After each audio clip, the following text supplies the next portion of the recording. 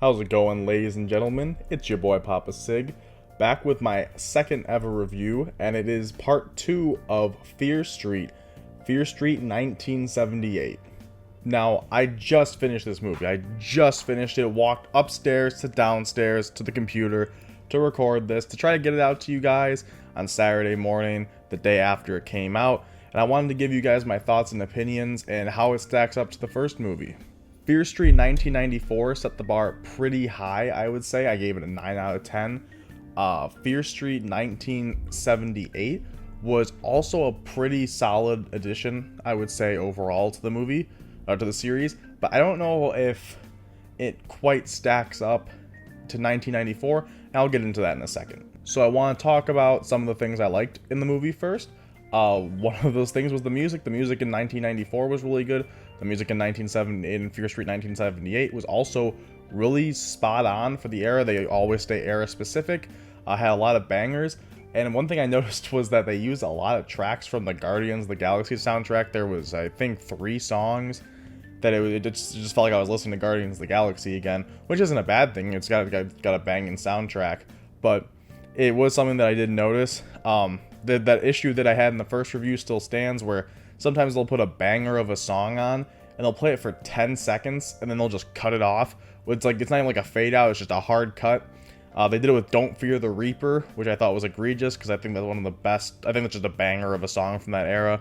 It was like playing for 10 songs. It was just like basically a scene intro, and then they just cut it off randomly when they could have had it going in the background for a while. So one big strength I thought this movie had was the 2 main characters, a pair of sisters, Cindy and Ziggy. And Ziggy is not me. That is the name of the main character. And I thought they were just pretty good. They had pretty good dialogue with each other. They had a pretty believable pre-existing relationship with family drama that you could understand without having to hear layers and layers of exposition for. They literally just went, this is why we don't like each other, and then they just moved on. So it was they just did it pretty expediently, which was kind of nice. They were pretty well rounded. I think Ziggy was actually way more well rounded than Cindy, but Cindy did kind of go on a pretty decent character arc, I would say, from the start. She's a prude, like she's just super trying to be perfect, and then by the end she's something else, which, watch the movie. I won't spoil that until the spoiler section, because we're gonna do a spoiler section today. I also have to give it up to the actual setting at Camp Nightwing. I thought it was a pretty awesome backdrop for this whole movie to take place. It was just a summer camp. There were summer camp things going on. There was still the Sunnyvale versus Shadyside rivalry the whole time, which felt like really intense in summer camp form for some reason. The kids all hated each other a lot in the 70s, apparently.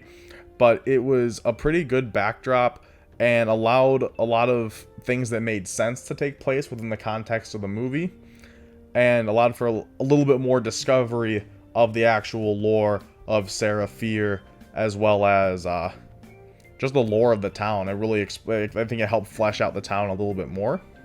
Now, I'm going to go into some weaknesses, and these aren't deal-breaking. I think this is still a movie that you should watch, and we'll talk about that more at the end. But there are definitely some weaknesses that I felt compared to the first movie. And while I gave the main characters some praise, I kind of gotta give the rest of the cast they're like passable. A lot of the main character, or a lot of the side characters, don't really get a whole lot of character progression or development like they did in the first movie, where they were basically there the whole way with you. And if you haven't seen the first movie, skip 10 seconds ahead. When they die in the first movie, like when the side characters die in the first movie, you felt it because you were invested in them.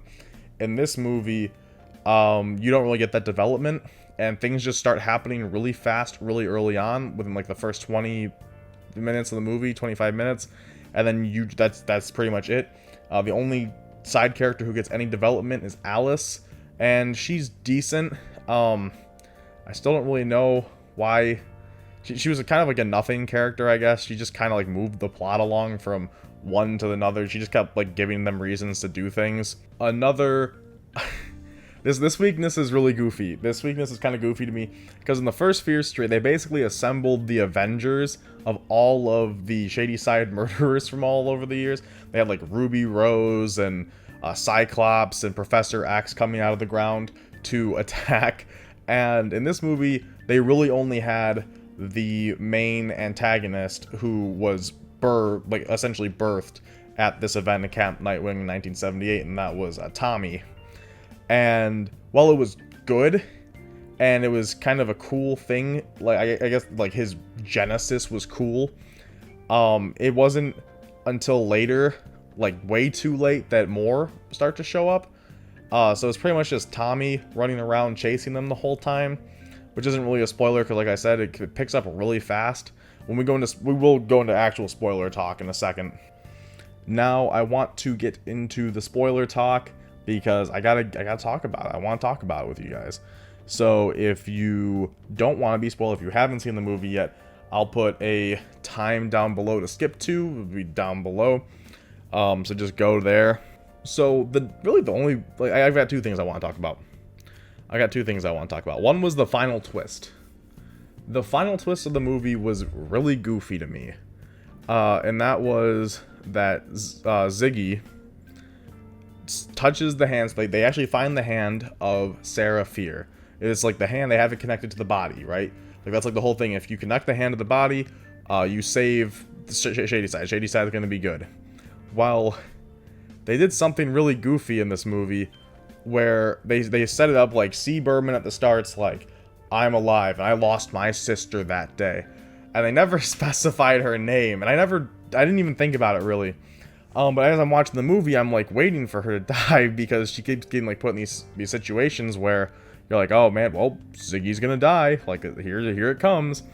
Until the end of the movie where I mentioned it before, like the All-Star, the Avengers show up pretty much at the very end to just massacre the two sisters. I mean, one of them's getting like shivved with a screwdriver or some sort of knife and Ziggy's getting just obliterated with a knife for about 30 seconds while Cindy is getting just overhead chopped with an axe by Tommy, who's now come back to life after being decapitated. And I was like, what's happening? Like, I was like, okay, so how are they gonna live? Because both of them have been stabbed an abnormal amount of times. And Cindy had like seen the ghost of Sarah Fear or something through touching her hand. And they and then Nick Good, the kid sheriff, comes over and gives Ziggy CPR. Like, she's got like holes all over her because she's been stabbed a million times. And he just comes and gives her CPR and she's fine. Like, she goes in the ambulance and she's like, it was the witch. And then it's revealed that C. Berman in 1994 is actually Ziggy and looks absolutely nothing like Ziggy. Ziggy is like a red-haired, freckled girl. C. Berman is quite literally Alice grown up. And they also gave away something really weird with Nick, where Nick, like, when he goes in the ambulance, the paramedic asks her name, and she says, I'm Ziggy. And then, I think she says, I'm Ziggy Berman. And then Nick looks at the paramedic and goes, her name's Christy or whatever. Cindy, her name's Cindy. He just says, oh, her name's Cindy. And then they just wheel her off. And then she's like, why would you do that? I was like, what is that? Like, it was so goofy to me. It was just so goofy. It's not really a weakness. This is like an in-between thing, is how they're tying the story from 1994 to the story in 1978 and then to the story in 1666 next week. Is they're kind of doing like an Assassin's Creed in the first 3 Assassin's Creed games, actually in all of them now, where you start the game and you're in the modern world. So they'll like start the story off, and then you go through the whole story, and then at the end of the game, you go and you like fight a boss back in like modern time. Is essentially what they're doing with this movie.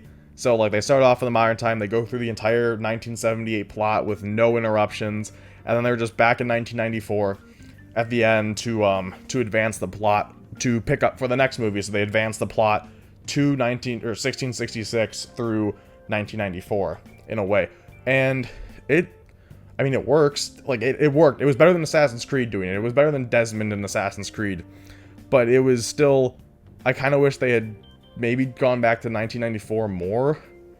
They also just left Sam, like, trapped in the bathroom for the entire movie, which was kind of funny to me.